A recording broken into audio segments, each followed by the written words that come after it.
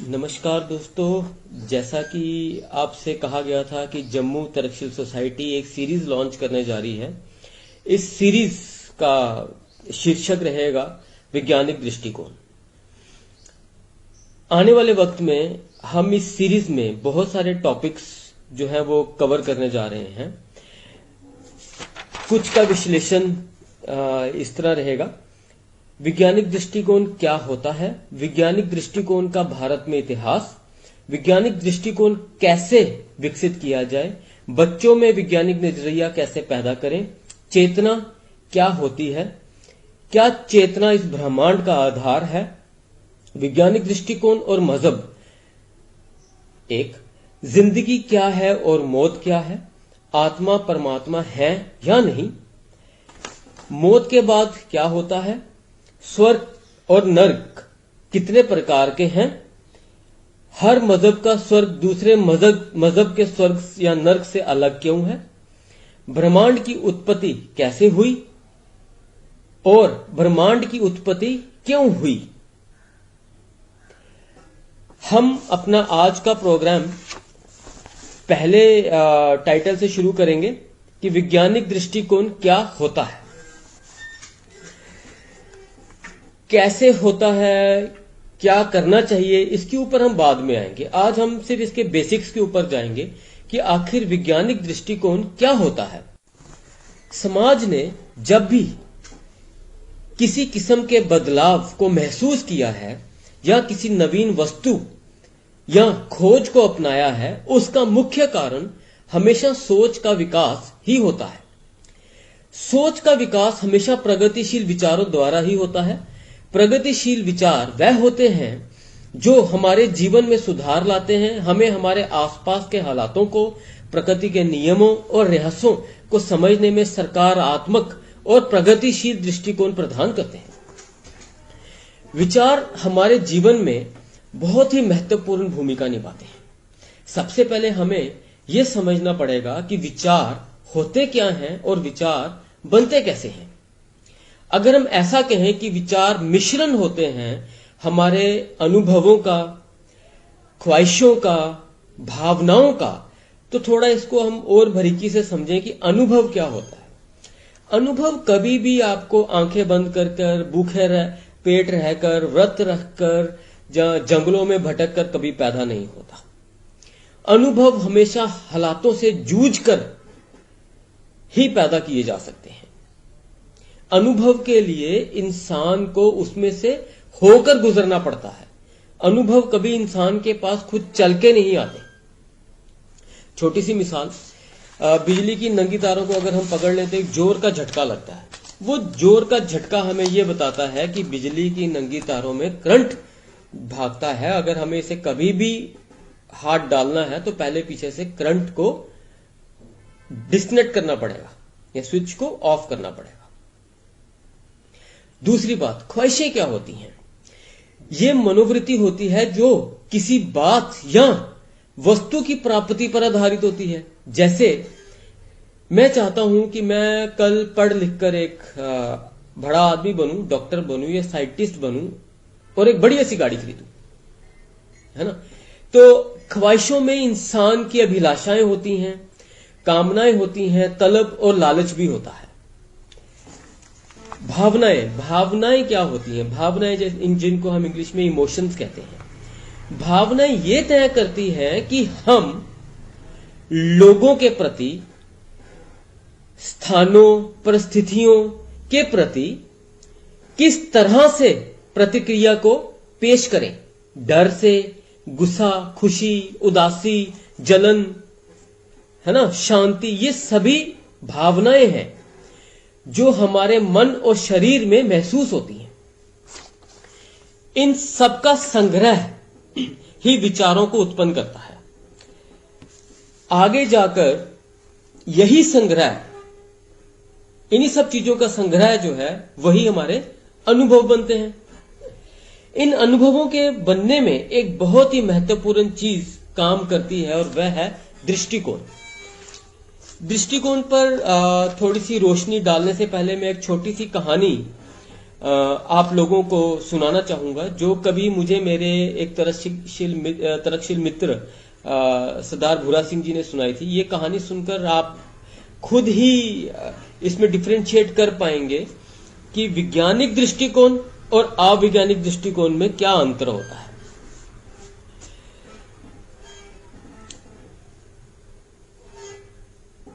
एक बार की बात है, दो दोस्त, एक का नाम राम और दूसरे का नाम श्याम, अपने व्यापार के सिलसिले में एक गांव में गए।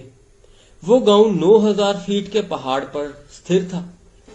जब वह लोग गांव में पहुंचे और आराम किया, आराम करने के बाद थके हारे थे तो सोचा चलो खाना ही बना लेते हैं। तो उन्होंने क्या किया, एक पतीले में दाल रखी बनने के लिए।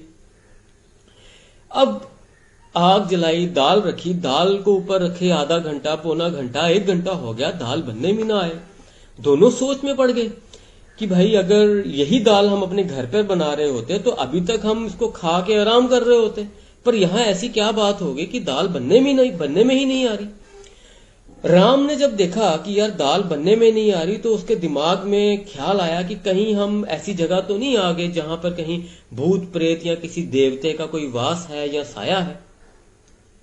वो थोड़ा सा घबरा गया। उसको लगा कि यार यहां कुछ हमारे साथ कुछ बहुत गलत हो जाएगा अगर हम इस जगह के साथ कुछ ज्यादा छेड़खानी करेंगे। पर श्याम जो था वो ये सोच रहा था कि दाल क्यों नहीं बन रही, इसका कारण क्या है। बड़ी देर तक ये लोग आपस में इस बात को डिस्कस करते रहे कि दाल क्यों नहीं बन रही। राम के चेहरे पर हवाइयां उड़ने लगी। राम को लगे कि यार ये तो काम खराब हो गया, ये कोई देवी शक्ति है यहाँ पर जिसको शायद हम लोग तंग कर रहे हैं और ये देवी शक्ति आने वाले वक्त में हमें बहुत नुकसान पहुंचाएगी। राम ने श्याम को समझाया कि भाई चलो यहां से अपना बॉडी बिस्तरा उठाओ, यहां से चलो, तौबा करो, दोबारा यहां कभी नहीं आएंगे। और राम जल्दबाजी में भागता हुआ बाजार गया। बाजार जाकर वहां से धूप, अगरबत्ती, हार, नारियल सब लेके आया। आके वहां पे उसने पूजा अर्चना शुरू की, कान को हाथ लगाए, जमीन पर नाक रगड़ा, ठीक है, उठक बैठक की और उस देवते से माफी मांगी और जितना पैसा जेब में था सब उस जगह पे उसने रख दिया कि भाई आज के बाद मेरी तौबा, मैं यहां कभी नहीं आऊंगा, कभी यहां दाल नहीं बनाऊंगा, मुझे माफ कर दो, मेरे को बख्श दो, मेरी जान छोड़ो। ये कहते ही राम वहां से भाग गया। लेकिन श्याम जो था उसने उसे मनाने की बहुत कोशिश की, लेकिन राम नहीं माना। श्याम ने सोचा कि यार क्या कारण हो सकता है। उसने उस पूरी सिचुएशन को, उसका एनालिसिस किया, कारण के पीछे गया, जिसको हम इंग्लिश में कई बार कहते हैं ना, what, when, where, why and how. हर चीज, हर हादसे के पीछे अगर आप जाएं तो कारण की जो खोज है, उनके लिए इन चीजों का इस्तेमाल करना, ये औजार है हमारे तरकशील मनुष्य के, ये औजार होते हैं जिनको वो इस्तेमाल करता है ताकि वो किसी कॉन्टेक्स्ट में थोड़ा आगे पहुंच सके। उसने क्या किया, उसने सोचा कि शायद पतीला जो है वो बहुत मोटा है जिसके कारण हीट दाल तक नहीं आ पा रही। उसने सोचा क्यों ना पतीला बदल कर देखें। फिर उसने ऐसे ही सोच में ही उसने ये भी सोचा कि शायद कहीं ऐसा तो नहीं कि दाल में पत्थर बहुत ज्यादा है, कंकर बहुत ज्यादा है, या दाल बहुत पुरानी है इसीलिए नहीं बन रही। लेकिन उसने बातों बातों में ऐसे ढक्कन उठाया और पतीले पर रख दिया। थोड़ी देर के बाद देखता है कि दाल पक गई। जब दाल पक गई, लेकिन उसे ये अभी तक समझ नहीं आई कि दाल पकी क्यों।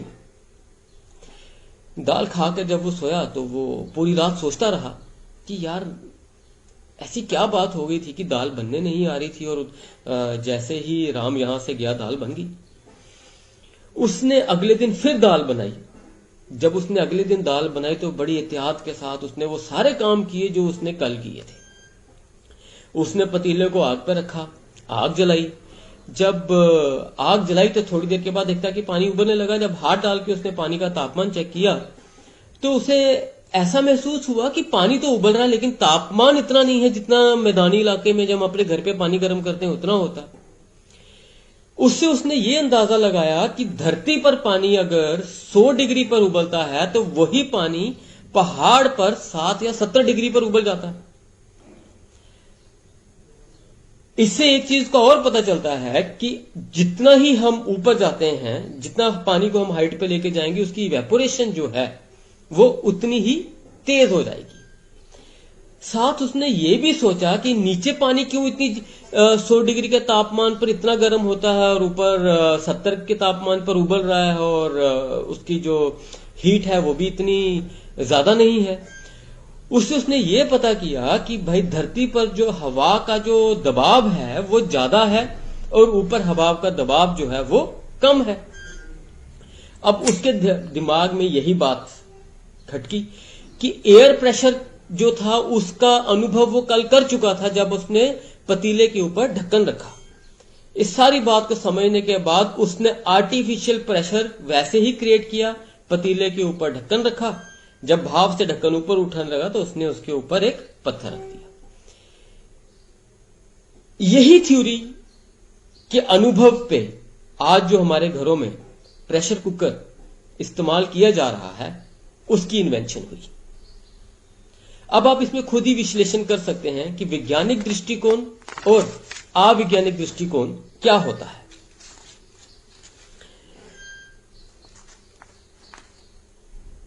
एक छोटी सी एग्जांपल और हम लेते हैं, उससे आपको खुद अंदाजा हो जाएगा कि इसमें वैज्ञानिक दृष्टिकोण कौन सा है और अवैज्ञानिक दृष्टिकोण कौन सा है।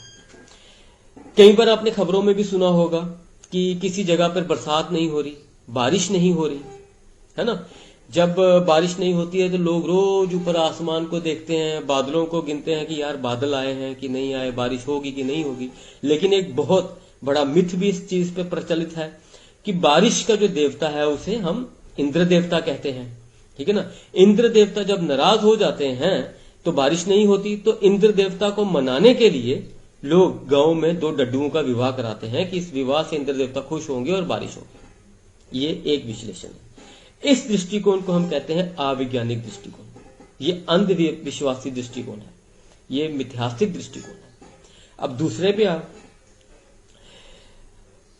सूरज की गर्मी से धरती का जब तापमान बढ़ता जाता है तो धरती पर जो पानी है, ठीक है, वो इवेपोरेट होना शुरू हो जाता है, वो उसके कण अलग अलग हो जाते हैं, ठीक है, वो भाप में बदलने लग जाता है। भाप इतनी हल्की होती है कि वो आसमान की तरफ खिंचती चले जाती है। जैसे ही भाप आसमान की तरफ जाती है तो हर 1000 फीट के बाद 5.5 डिग्री का तापमान जो है वो नीचे आता है। जैसे जैसे जैसे ये ऊपर जाते जाते हैं वैसे ही ये गर्म जो भाप है ये एक तरल पदार्थ, जैसे जैसे ये भाप ठंडी होती है, ठीक है ना, तो ये एक तरल पदार्थ में कन्वर्ट होती जाती है। ये पानी के अलग अलग कण आपस में मिलते हैं तो बादल बनते हैं, तो वहीं से बारिश होती है। ये दूसरा दृष्टिकोण था, इसको हम कहते हैं वैज्ञानिक दृष्टिकोण। अब आप मुझे खुद बताएं कि आपको इन दोनों दृष्टिकोण की, मैंने आपको एग्जाम्पल, एक प्रेशर कुकर की एग्जाम्पल दी, एक बारिश की एग्जाम्पल दी, कौन सी एग्जाम्पल इन दोनों में ऐसी थी जिसमें विज्ञान की सभी प्रक्रियाओं का इस्तेमाल किया गया था, जिसमें हाइपोथेसिस भी था, ऑब्जर्वेशन भी थी, व्हाट, व्हेन, वेयर, बाय और कारण की जानकारी भी थी, है ना। तो इंसान जो है वो 2 ही नजरियों से सोच सकता है, जहां वो वैज्ञानिक नजरिए से सोचेगा, जहां वो अवैज्ञानिक नजरिए से सोचेगा। अब मेरी इस बात को, अगर मैंने अपनी इस बात को सिद्ध करना हो तो मैं आपको ये नहीं कहूंगा कि आंखें बंद करके आप मेरी बात को मान लें। आप घर पे गैस के ऊपर पतीला रखें, उस पतीले के नीचे आग जलाएं, उसमें जब पानी उबलने लगेगा भाप निकलेगी, भाप के ऊपर आप ढक्कन दे दें। थोड़ी ही देर के बाद जब आप ढक्कन को हटाएंगे तो आप खुद देखेंगे कि ढक्कन से वो बूंदें नीचे गिर रही। ये मेरी बात का प्रमाण है। हमेशा वैज्ञानिक दृष्टिकोण जो है वो प्रमाणिक होगा, वो प्रूव किया जा सकता होगा, उसमें विश्वास नाम की कोई चीज नहीं होती। उसमें प्रमाण ही सबसे बड़ा आधार होता है वैज्ञानिक दृष्टिकोण का।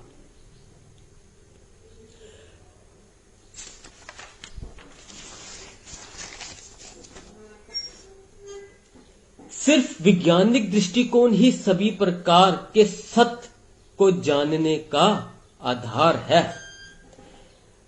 वैज्ञानिक दृष्टिकोण के आधार पर सत्य क्या होता है, इस बात को और गहराई से समझने की जरूरत है कि सत्य हमेशा ही आजाद होता है, सत्य हमेशा ही परिवर्तनशील होता है। आप इसको किसी किताब या किसी ग्रंथ में कैद करके आगे फुल स्टॉप लगाकर नहीं रख सकते।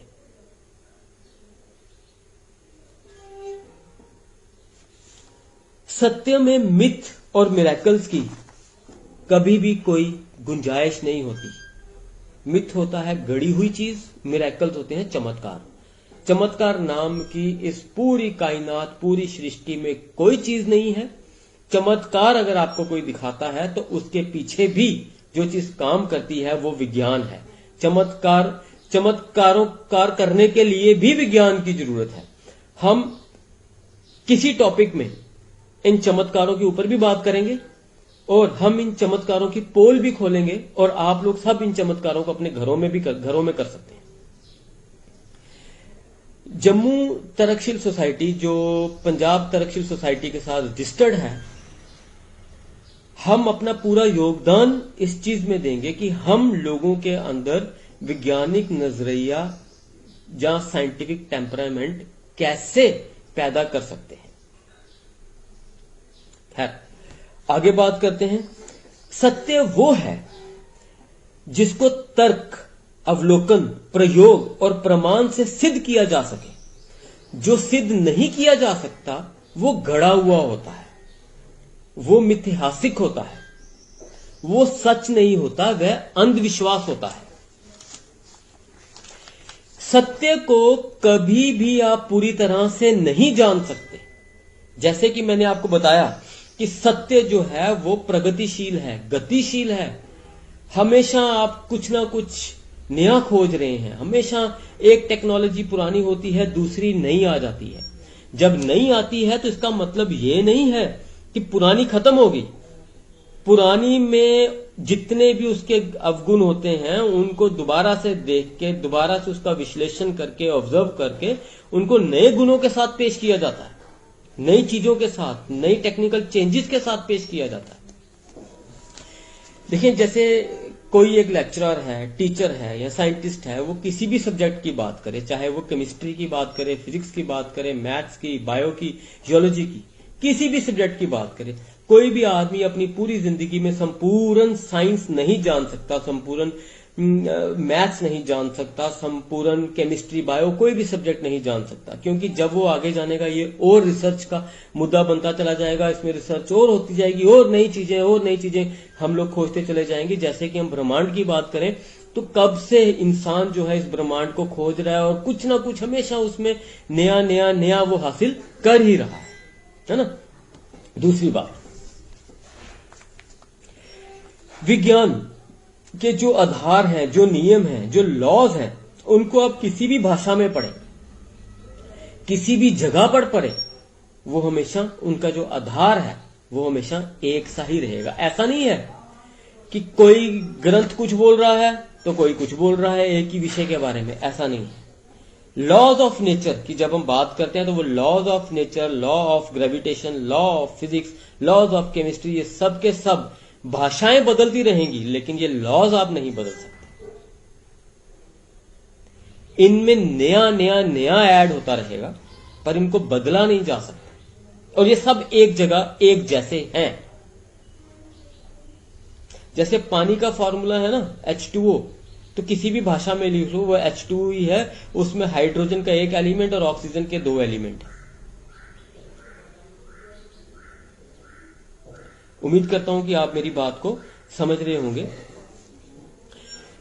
इस पूरी कायनात में इंसान अकेला ही ऐसा जीव है जिसने अपनी जिज्ञासा के कारण अपनी 5 ज्ञान इंद्रियों को एक ऐसे मुकाम तक विकसित किया है जो बाकी सभी जीव प्रजातियों में नहीं हो सका। इंसान ने जितनी भी जानकारी हासिल की है या जितनी भी जानकारी इंसान तक आज तक पहुंची है वो इन्हीं 5 ज्ञान इंद्रियों के थ्रू ही पहुंची है। इस पूरे विश्व में, पूरे संसार में कोई ऐसी चीज नहीं है जिसके पास 5 से ज्यादा ज्ञान इंद्रियां हो। कोई भी आदमी आपसे ये कहता है कि मेरी तीसरी आंख है या चौथी आंख है या छठी आंख है या 6th सेंस है तो वो झूठ बोल रहा है, वो फ्रॉड है। इन 5 ज्ञान इंद्रियों के अलावा ज्ञान को हासिल करने की और कोई भी प्रक्रिया हमारे पास नहीं है। यही 5 ज्ञान इंद्रियां हैं। जैसे आंखें, आंखों से हम देखने का काम करते हैं। विज्ञान ने हमारी आंखों को उस लेवल तक विजन को बढ़ा दिया है कि आप दूरबीन से, बाइनोकुलर से कहीं पर भी, मतलब बहुत दूर तक आप देख सकते हैं। टेलीस्कोप्स के थ्रू आप बड़े बड़े ग्रहों को भी देख सकते हैं, उनकी मूवमेंट्स को भी देख सकते हैं, है ना। इसी तरह से हमारे कान, हमारी सुनने की शक्ति को ज्ञान ने बढ़ाया है।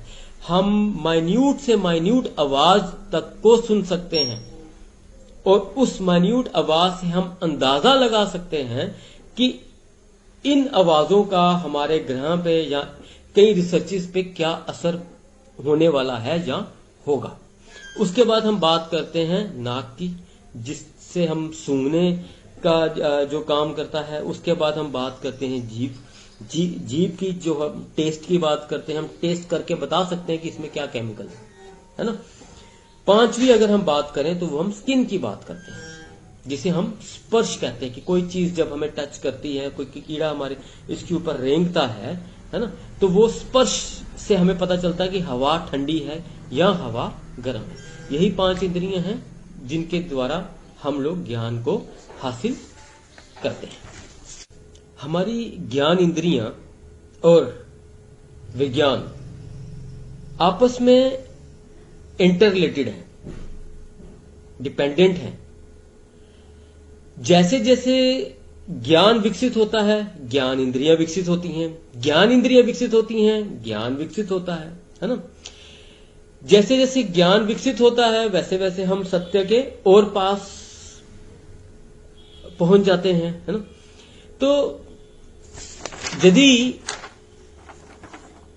ज्ञान इंद्रिय विकसित हो रही है, ज्ञान विकसित हो रहा है, इसका मतलब यह है कि जो सत्य है या ज्ञान है ये गतिशील है, ये चल रहा है।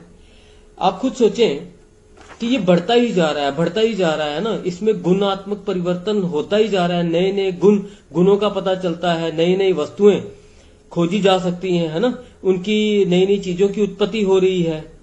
अगर ज्ञान गतिशील नहीं होता, ये स्टेगनेंट होता, है ना, तो नई चीजों की उत्पत्ति बंद हो जाती, हमारी जिंदगी में प्रगति खत्म हो जाती, है ना। नव विकसित विश्व की जगह वह अचल मुर्दा कूड़े का ढेर बनकर रह जाती। अगर सत्य प्रगतिशील ना होता तो ज्ञान भी ना होता, है ना।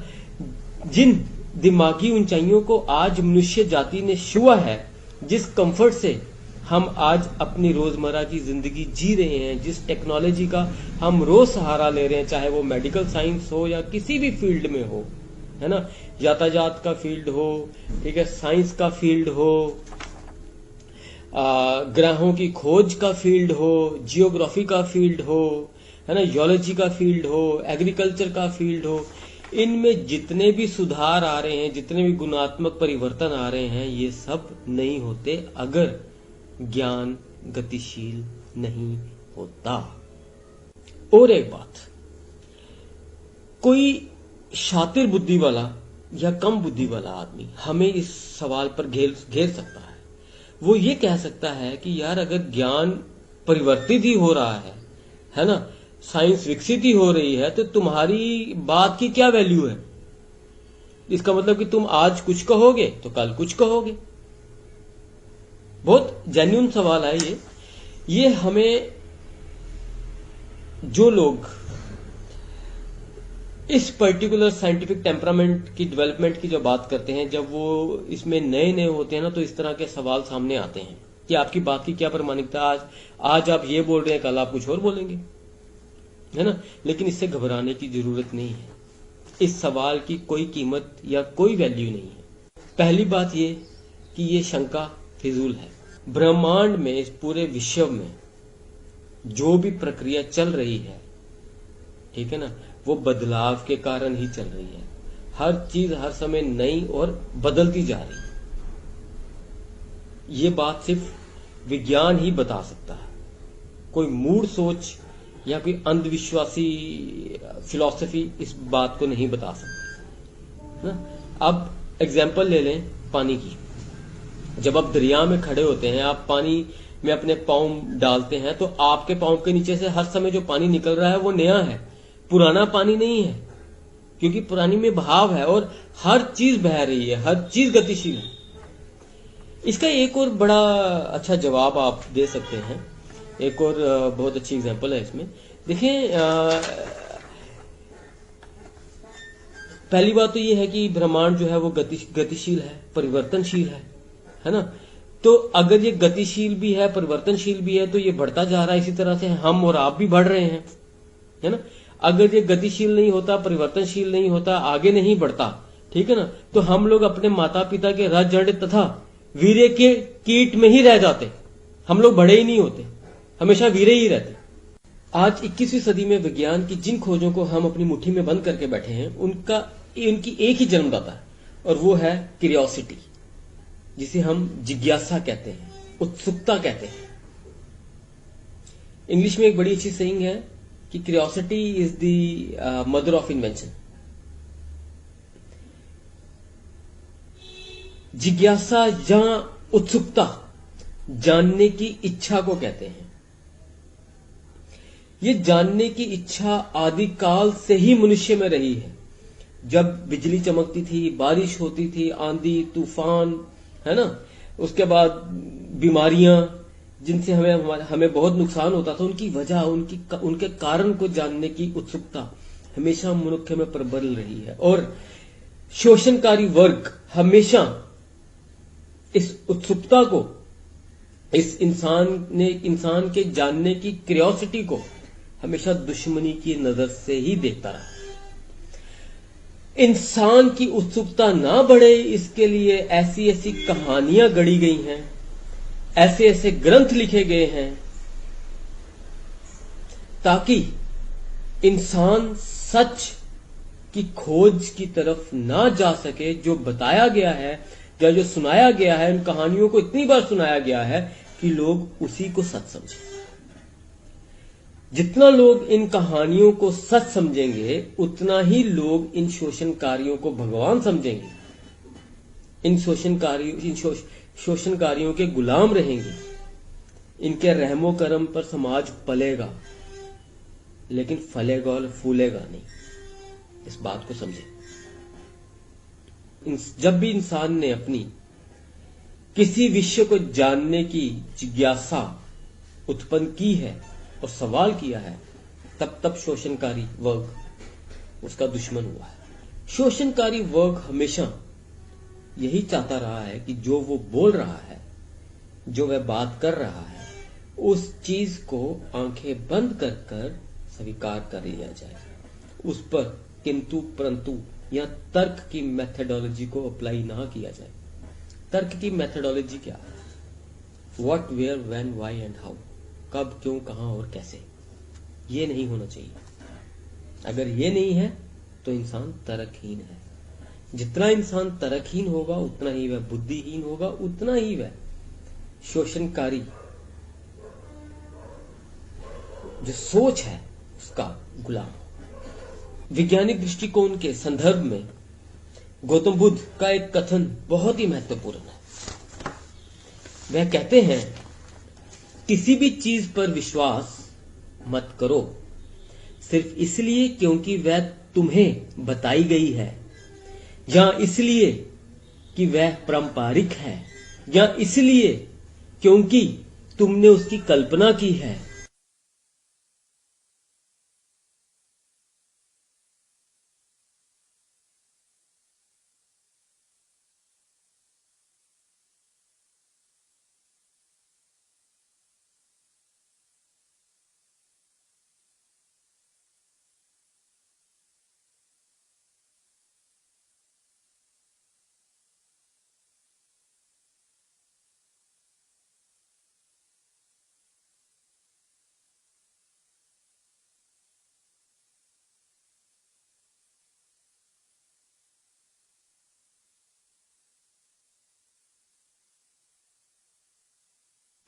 अपने अध्यापक की बात पर भी विश्वास मत करो सिर्फ इसलिए कि तुम उसका सम्मान करते हो, परंतु सामयिक निरीक्षण और विश्लेषण के पश्चात सभी के हित, लाभ और कल्याण के लिए उस मत पर विश्वास करो, उस पर बने रहो और उसी को अपना मार्गदर्शन मानो। बुद्ध के इस कथन के अनुसार जो धार्मिक मान्यताएं हम पर थोपी गई हैं, उनका कोई महत्व नहीं है जब तक कि वह तर्क की कसौटी पर खरी नहीं उतरती। कोई भी सिद्धांत प्रयोग के बिना बांझ है। जिस टेक्नोलॉजी के माध्यम से मैं आज आपके रूबरू हुआ हूं, ये टेक्नोलॉजी जो हमने अचीव की है, जो सहूलतें आज हमने अचीव की हैं, ये वैज्ञानिक दृष्टिकोण की ही देन है। कई जगहों पे हम लोगों ने देखा है हवा देवता, पानी देवता, सूर्य देवता। आप खुद सोचें कि अगर हम इन्हीं जबरदस्ती थोपी गई मान्यताओं के साथ जिंदगी जी रहे होते तो आज हम उस हवा को देवता ही समझते, ना कि टायर में भरकर अपने यातायात के साधनों को अपने अनुकूल बनाते। अगर हम हवा को देवता ही समझते तो आज हमारे घर में पंखे, एसी, हीटर्स, इनकी इन्वेंशन नहीं हुई होती, ये हमारे घरों में नहीं लगे होते। एक बात है कि आप किसी भी वृक्ष की कितनी भी तारीफ कर लें, उससे उस वृक्ष को कोई फर्क नहीं पड़ता। वृक्ष जो है वे अपने फल से जाना जाता है कि जो पौधा आपने लगाया है वो क्या फल दे रहा है। वही प्रमाण है कि ये पेड़ इस फल का पेड़ था। इसी तरह से आपको यह सोचना है कि जिस अंधविश्वास का पेड़ हम लोगों ने अपने जीवन में लगाया है, वो पेड़ हमें क्या दे रहा है। हमने अपना आज का विषय कि साइंटिफिक टेम्परामेंट या वैज्ञानिक दृष्टिकोण क्या होता है को बहुत ही आसान और सरल भाषा में आपके सामने रखने की कोशिश की है।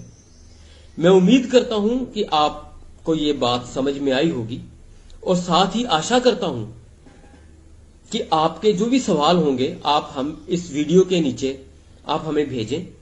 हम अगले वीडियो में इन सवालों का जवाब भी देंगे और साथ ही नीचे हम अपने YouTube चैनल का लिंक भी दे रहे हैं। शुरू में जो टॉपिक्स हम आने वाले वक्त में कवर करेंगे उनके बारे में भी हमने आपको डिटेल में बताया है।